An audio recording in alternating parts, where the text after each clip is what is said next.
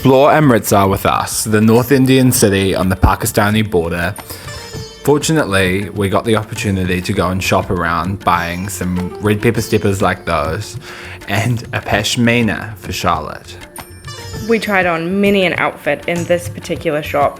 Naz ended up buying this wonderful get-up. I personally love the look on him. But my search for pashmina continued. In typical fashion, we got thirsty, and this time we went to Jani Punjabi Lassi, 104 years old, with the man sitting on that thing making this lassi with all of this cultured cream. There's actually an identical shop next door owned by another guy, kind of like the Mount Albert noodle houses. We both got a half cup of lassi, which costed us a grand total of 70 rupees, around $1 New Zealand dollar. The lassi was absolutely incredible. So crazy.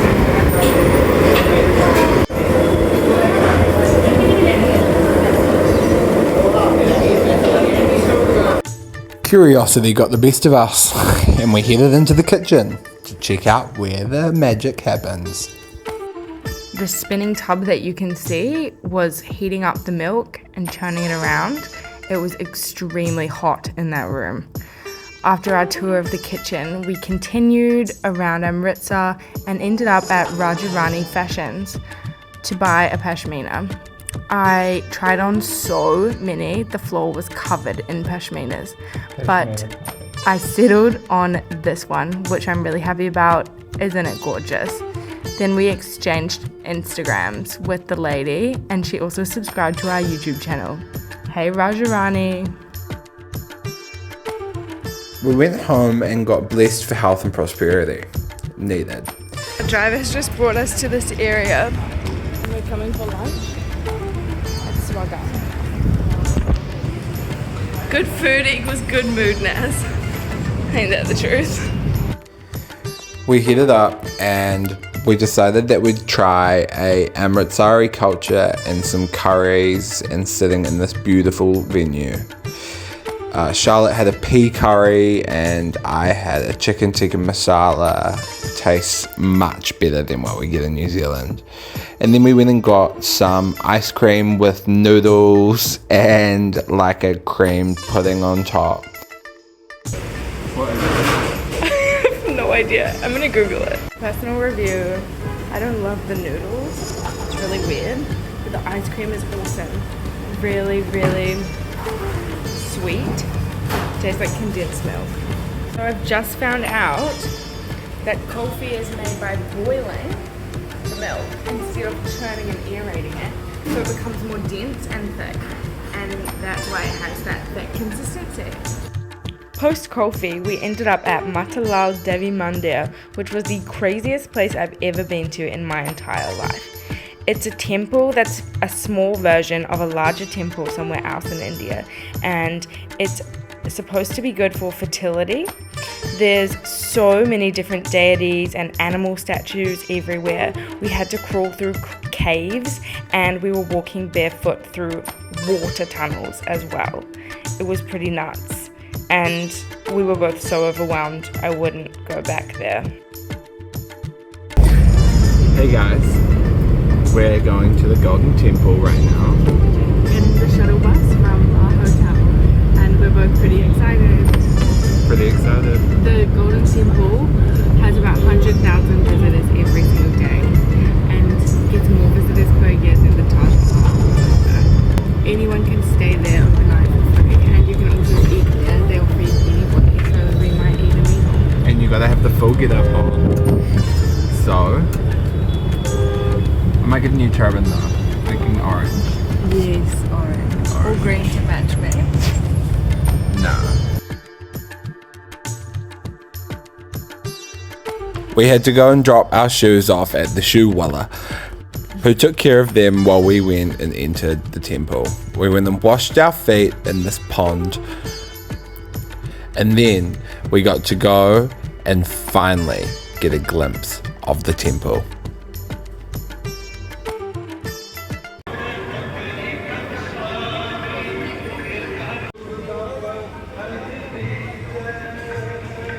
The Golden Temple was built in the 1500s and is seriously one of the most amazing structures I've ever seen.